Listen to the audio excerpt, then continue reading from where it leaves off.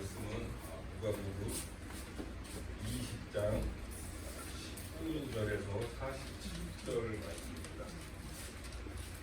신약 130쪽에 있습니다. 누가복음 20장 19절에서 47절 말씀인데 먼저 19절에서 22절까지 다 같이 합독하시겠습니다. 시작.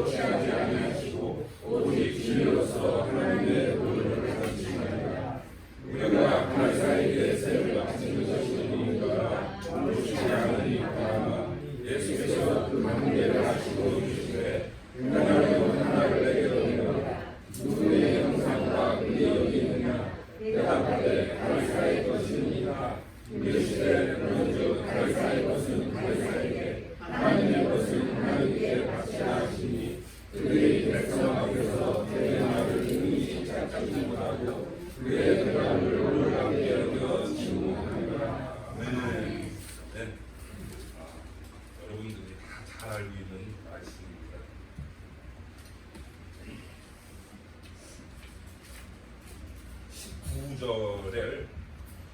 19절을 한번 다시 합독해 보겠습니다. 시작. 서기관과 그의 사람들이 예수의 이름을 자기들을 가르쳐 말씀하시는 줄 알고 즉시 잡고자 하되 백성을 끌어와라. 네. 오늘 공자님인 서기관들과 대제사장들은 이 앞장에 예수님의 악한 농부의 비유의 메시지가 본인들을 가르치는 자신들을 표적으로 삼아한 비유임을 알고 있었습니다. 오늘날로 표현을 하면은 이것이 바로 표적 설교입니다. 표적 설교란 특정한 사람을 겨냥해서 하는 설교입니다. 원래 이게 없는 말인데 요새 성도분들이 만들어낸 말입니다. 표적 설교. 교회 생활을 하다 보면은 목사님이 오늘 나에게 대해서 표적 설교했다고 굉장히 기분 나빠하시는 성도분들이 있습니다. 많이 봤습니다. 그것 때문에 시험도 들고 교회에 나오지 않는 경우도 봅니다. 그런데 오늘 본문을 보니까 표적 설교의 원조는 예수님이십니다. 그렇죠? 오늘 보는 19절을 가만히 보면 표적 설교하고 있습니다. 가만히 생각해보고 한 번 더 생각을 해보면 모든 설교, 모든 메시지는 표적 설교입니다. 그런데 누가 표적이죠? 저희들입니다. 이 설교는 우리 와이프가 들었으면 좋겠다. 이 설교는 우리 아들이 들었으면 좋겠다. 김 집사님이 들으셔야 되는데 그거 아닙니다. 잘못 알고 계십니다. 모든 설교, 모든 메시지는 나를 과학력 삼아, 나를 표적 삼아 성령님께서 주시는 말씀임을 믿으시기 바랍니다. 내가 그 설교를 듣고 내가 찔리고 내가 깨닫고 내가 변화되고 내가 변화되라고 주께서 주시는 은혜가 있기를 바랍니다. 사실 표적 설교가 문제가 아니라 표적 설교라고 반발하는 우리의 모습이 서기관과 바리새인의 모습을 닮은 것뿐입니다. 옛날에도 있었고 지금도 있을 뿐입니다. 사도행전에 보시면 사도행전 2장 36절입니다. 한번 다 같이 보실까요? 189쪽입니다. 사도행전 2장 36절입니다. 신약 189쪽입니다.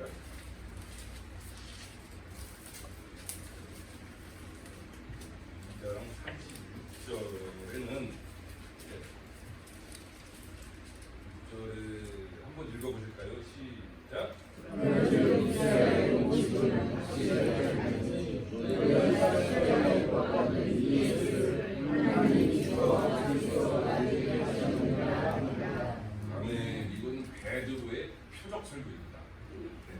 성령이 충만한 베드로가 이스라엘 사람들을 향해서 이렇게 말하고 있습니다. 너희가 십자가에 못 박은 예수를, 너희가 십자가에 못 박은 이 예수를 하나님이 주와 그리스도가 되게 하셨느니라. 여기서 너희가 못 박았다. 표적 설교입니다. 그 사람들은 그 표적 설교를 듣고 이렇게 반응을 합니다. 한번 37절도 한번 같이 읽어보실까요? 시작. 그들이 원하고 원하는 베드로와 다른 사도들이 이르되 문제가 우리가 어쩌자고 하는데 그들은 정확하게 표적이었습니다. 그리고 그들의 마음이 꿰뚫어졌습니다. 그리고 찔렸습니다. 그리고 38절에 보면 베드로가 이르되 너희가 회개하여 각각 예수 그리스도의 이름으로 죄사함을 받으라고 합니다. 그리하면 약속의 성령을 받는다고 합니다. 오늘 이 은혜가 저와 여러분에 있기를 바랍니다. 아멘. 오늘 이 말씀이, 오늘 본문 누가복음의 말씀이 다른 사람이 아니라 정확하게 나를 겨냥하고 또 이 말씀이 나를 찌르고 나를 수술하는 은혜가 있기를 바랍니다. 아멘. 다시 본문을 보겠습니다. 오늘 본문입니다. 누가복음이죠.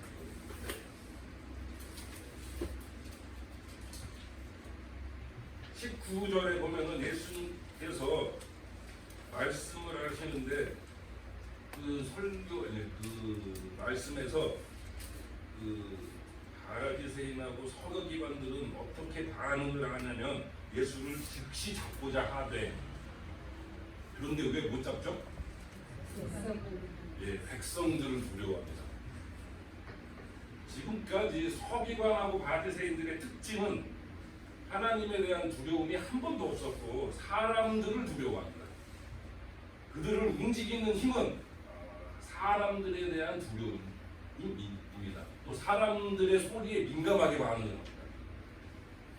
그들이 정말로 두려워할 대상은 하나님인데 하나님에 대한 두려움은 한 번도 나오지 않습니다.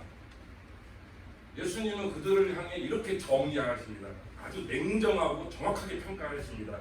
요한복음 12장 43절인데 제가 읽겠습니다. 그들은 사람의 영광을 하나님의 영광보다 더 사랑하였다 라고 정확하게 평가하십니다. 우리 믿는 사람들은 예수님한테 이런 평가를 받는 자들이 않게 되기를 원합니다. 그리고 이제 그들이 아주 교활한 방법, 관계를 꾸미는데 어떠한 관계를 만드냐면은 22절에 보시면 우리가 가이사에게 세를 바치는 것이 옳으니까 옳지 않으니까 하니, 이게 관계입니다. 당시 이스라엘은 로마 식민지였습니다. 그 당시 예수님의 말씀을 듣기 위해 모인 청중 가운데는 로마에 협력하는 사람도 있었을 것이고 또 로마의 통치를 반대하는 사람들도 있었을 것입니다. 근데 아마 로마의 통치를 반대하는 사람들이 훨씬 더 많았을 것입니다. 근데 예수님이 만약에 그 세금을 바쳐도 된다고 하면은 누구한테 반갑을 사냐면 이스라엘 백성들한테 반갑습니다. 그리고 세금을 바치지 말라고 하면 어떤 문제가 되죠? 로마의 통치에 반대하는 답을 하게 돼서 로마법에 처벌을 받게 되어 있습니다. 그래서 그들은 아주 예수님을 궁지에 몰아넣기 위한 아주 기가 막힌 질문을 만든 것입니다. 그런데 예수님이 아주 놀라운 답을 하십니다. 24절입니다. 우리 다 같이 읽을까요? 시작. 하나님은 나를 내게 보라. 누구의 형상과 근력이 있느냐? 대답하되 가이사의 것입니다. 네, 제가 아까 전에 카톡으로 다운받은 거 보냈는데 예수님께서 하신 말씀이 누구의 형상과 글이 있느냐, 그 카톡 사진을 잘 보시면은 가이사 황제의 이미지가 있습니다. 그리고 글귀가 있는데 황제가 신의 아들이라는 글귀가 새겨져 있습니다. 그 질문을 한 사람들이 전혀 예상치 못한 답변이었습니다. 가이사의 것은 가이사에게, 하나님의 것은 하나님께 드려라입니다. 우리 모두 역시 동일하게 이 말씀 앞에 오늘 서 있습니다. 가이사의 것은 가이사에게, 하나님의 것은 하나님께 바쳐라. 이 말씀을 한번 묵상해 봤으면 좋겠습니다. 예수님이 가이사의 것이 왜 가이사의 것이라 그랬죠? 누구의 이미지가 새겨집니다? 가이사의 이미지가 새겨져 있는 것은 가이사의 것입니다. 그렇다면 무엇은 하나님의 것일까요? 네, 맞습니다. 하나님의 이미지, 하나님의 형상입니다. 하나님의 이미지가 새겨져 있는 것은 하나님의 것이라는 것입니다. 근데 하나님의 이미지가 어디에 새겨 있는지 다 알고 계시죠? 예, 제가 한번 창세기를 볼게요. 제가 읽겠습니다. 창세기 1장 27절에 보면 하나님이 자기 형상, 곧 하나님의 형상대로 사람을 창조하시되 남자와 여자를 창조하셨습니다 라고 말하고 있습니다. 가이사의 형상이 새겨진 것은 가이사 것입니다. 그리고 하나님의 형상이 새겨진 것은 분명하게 하나님의 것입니다. 그런데 그 하나님의 형상이 교회에 새겨져 있는 것이 아니라 어디 다른 데에 새겨져 있는 것이 아니라 저와 우리 여러분들의 가슴에 형상이 새겨져 있습니다. 가이사의 형상이 새겨져 있는 것은 가이사의 것이지만 하나님의 형상이 선명하게 새겨져 있는 저와 여러분은 하나님의 것입니다. 더 중요한 것이 있습니다. 오늘 본문은 너희가 하나님의 것이다 라고 끝나지 않습니다. 가이사의 것이면 가이사에게 바치고 하나님의 것은 하나님께 드려야 된다라고 말하고 있습니다. 저와 여러분들은 분명하게 하나님의 것입니다. 그러면 저와 여러분은 하나님께 드려야 하는 존재입니다. 내가 하나님의 것이라고, 내가 하나님의 형상이라고 지음 받았다고 말하는 것은 별로 어렵지가 않습니다. 그런데 우리가 주저하는 것은 하나님께 나의 것을 드리는 것에 대해서 주저합니다. 우리의 인생을, 우리의 물질을, 우리의 시간을 하나님 것이라고 인정하고 그것을 드리기는 어렵다라는 것입니다. 모든 것을 드린다는 찬양, 내 생명을 주께 드린다는 찬양 많이 있습니다. 그런데 그것을 많이 찬양을 해도 반면 내 시간은 한 분들 많습니다. 왜 하나님께서는 주일 성수를 명하셨냐면 시간의 주인은 하나님의 것이라는 것입니다. 그래서 그 시간을 들기라는 것입니다. 그리고 왜 11조를 명령했냐면 10분의 1을 달라는 것 아닙니다. 착각하시면 안 됩니다. 하나님의 것을 인정하라는 상징, 그 심볼로 드리는 것입니다. 우리들의 몸을 로마서에서 보면 너희들의 몸을 거룩한 산제사로 하나님께 드려라라는 말씀이 나옵니다. 우리의 몸을 하나님께 드리는 겁니다. 일주일에 한 번 있는 이 예배를 아프거나 특별한 경우를 제외하고 이 예배 시간에 우리의 몸을 하나님께 드리는 것입니다. 우리들이 그 모든 영적인 싸움은 내 몸뚱 아래를 어디다가 갖다 놓는 것에 대한 싸움인 것입니다. 나는 마음으로 섬긴다, 마음으로 믿는다 그런 얘기 하시면 안 됩니다. 하나님 앞에서 내 몸이 하나님 앞으로 나오는 겁니다. 내 시간을, 내 의지를, 내 물질을 가지고 와서 하나님께 나오는 겁니다. 성경에서는 분명하게 말합니다. 너희의 몸으로 하나님께 영광 돌리라고 말합니다. 왜요? 우리 몸으로 죄 지을 수가 없어요. 우리의 몸을 하나님께 드리지 않고 죄악되는 곳에 내 몸을 갖다 놓으면 죄짓게 되어 있습니다. 나의 몸을, 여러분들의 몸, 우리 모두의 몸을 하나님께 드리는 은혜가 있기를 원합니다.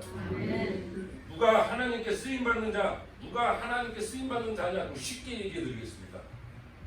나한테 주어지는 모든 것이 하나님의 것임을 인정하는 자만이 하나님께서 쉽게 편하게 사용할 수가 있는 것입니다. 깨닫는 은혜가 있기를 바랍니다.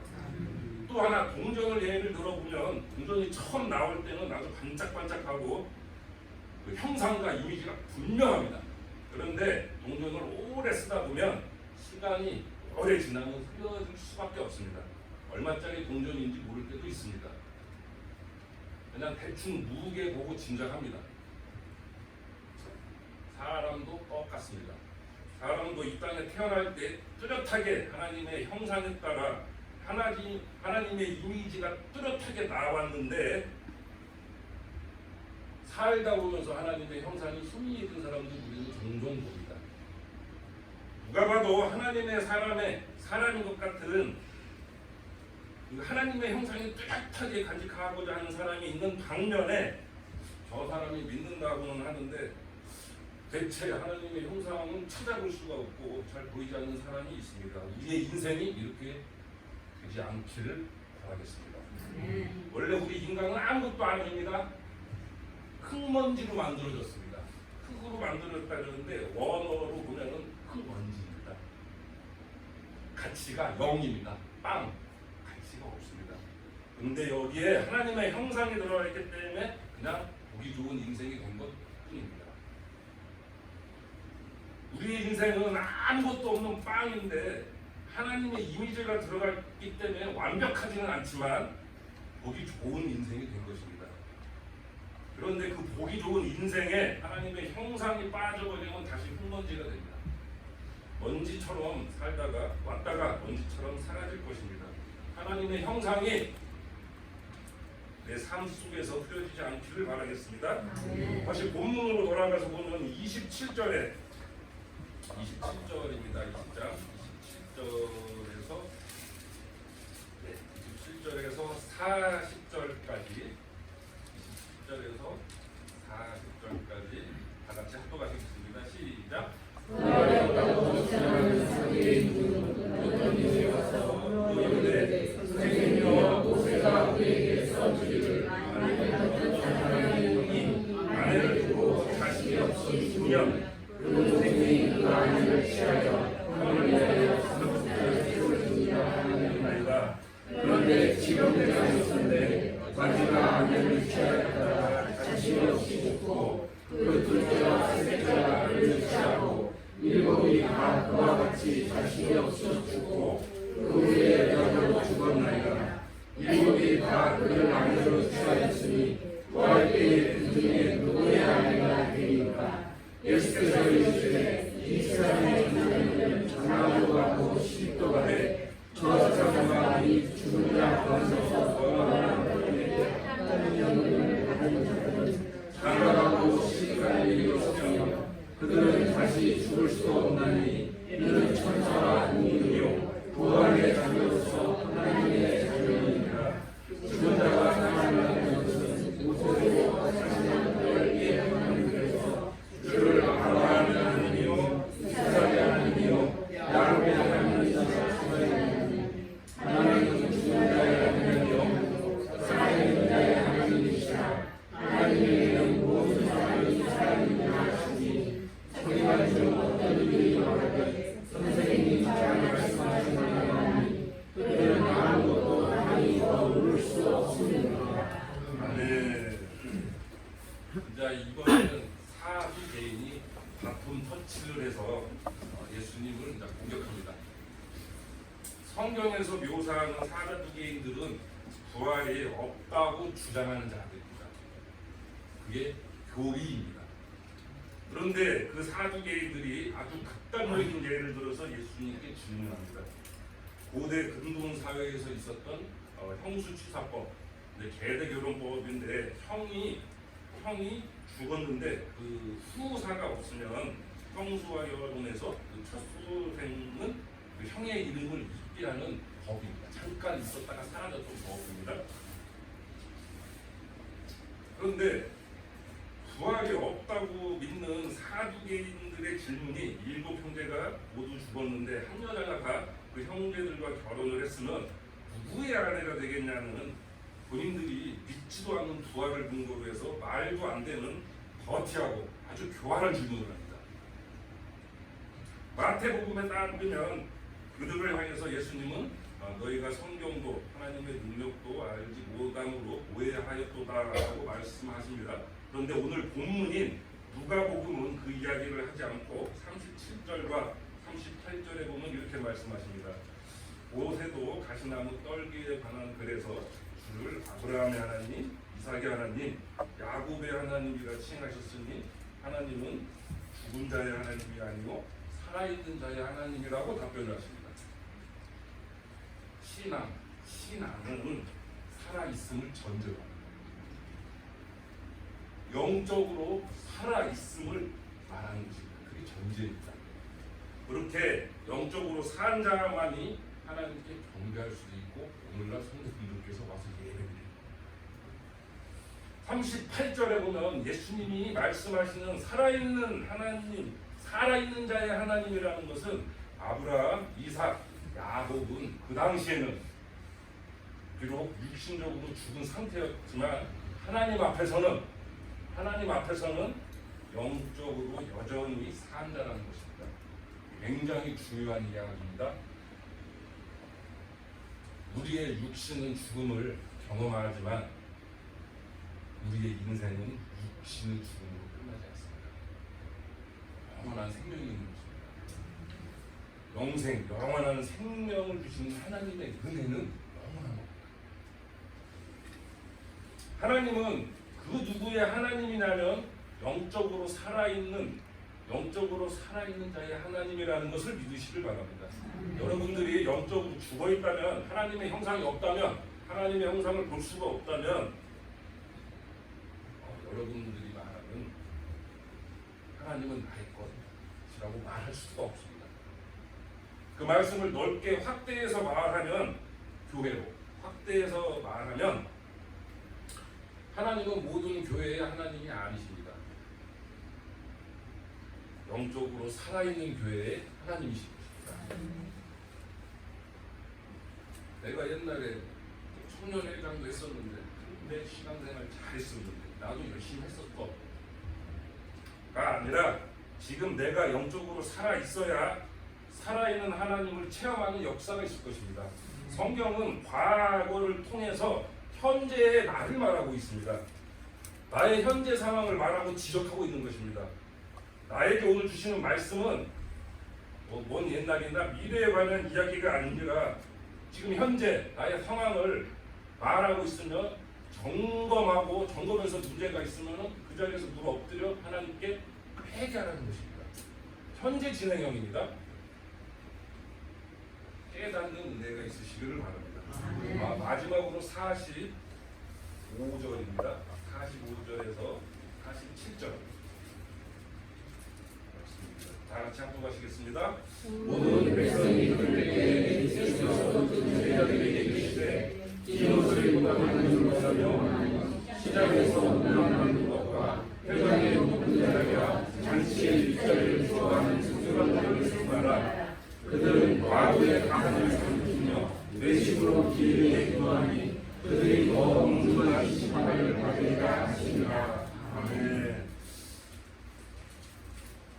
예수님이 서기관과 또 사두개인과의 논쟁으로 끝낼 수가 있는데 재밌게도 서기관에 대한 언급을 한 번 더 하심으로 말씀을 끝내고 있습니다.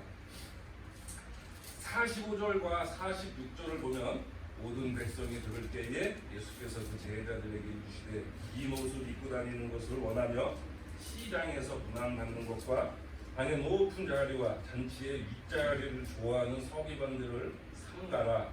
그리고 그들은 과부의 가산을 삼키며 외식으로 길게 기도하니 그들이 더 엄중한 심판을 받으리라 하시니라.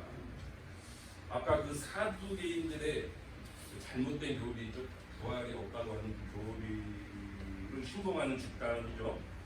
그 사람들이 교리적인 이단이라면 서기관들은 다른 올바른 교리를 믿고 있지만 행위적으로는 바르게 살지 않는 행위적 이단이라고 말하는 것입니다.